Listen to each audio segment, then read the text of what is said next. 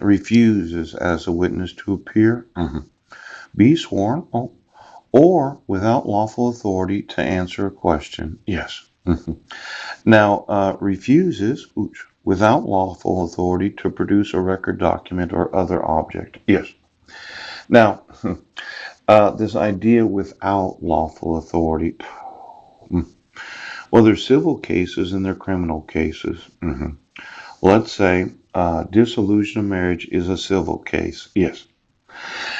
What questions could you possibly ask the individual in a civil case as it relates to family law? Yes. Where they would refuse, yes, to be sworn, or to answer a question. Now, refuses without lawful authority to produce a record, document, or other object. Yes. Now, if it was criminal, I think of the Fifth Amendment right to not self-incriminate. Oh, but for each of the protection order hearings right now, and for the dissolution of marriage hearings, yes. What could a judge possibly ask the petitioner that they would refuse to answer, or they would refuse to produce as a record, document, or other object? Now, they wrote this contempt of court for both types of court cases, court trials. Yes, yes, yes. Civil and criminal. Now, let's say my wife refused to tell you where I was at. Well, I tried to give him notice, but he didn't respond. Yeah. Did you ask her for a marriage certificate from the United Nations?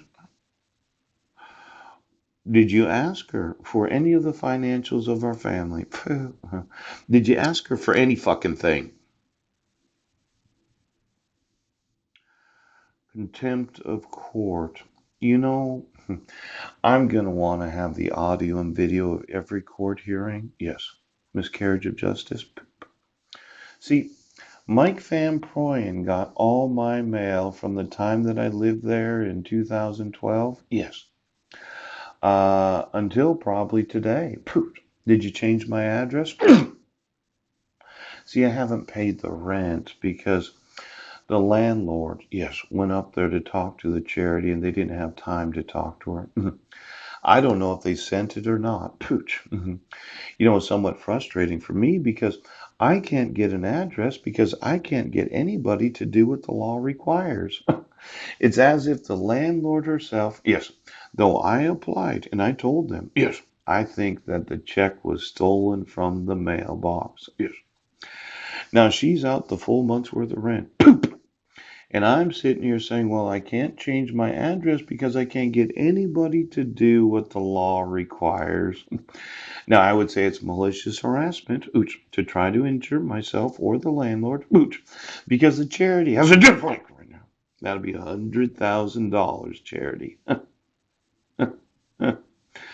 Now, since I do recognize some of the employees, and I documented all of this, yes. And you want to punish me for your crime of maliciously injuring the actual woman that owns the house because you don't want to tell her where the check is at. She's the one that receives the rent. I have the availability of a place to sleep. You maliciously injured her and myself. Ooch, that'd be 200,000. No. See, the family's way of doing things is this idea that I'm in control. When can you actually refuse to answer a question during civil court cases? Well, since you're the petitioner, let's say I was the respondent, yes, and I got notice of court hearings, yes, and the judge asked me to admit domestic violence or child abuse. Do I have to incriminate myself as if I had committed a crime? Let's go ahead. Why don't we look at that class action lawsuits for dissolutions of marriage? Yes. And the class action lawsuits for the protection orders? Yes. If at any time the judge were to attempt to incriminate you in something you did not do, boom!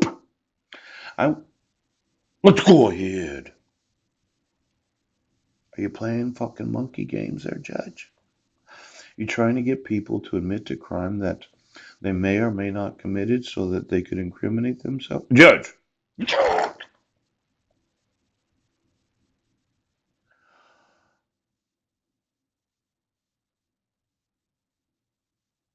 What seems to be the problem, Judge?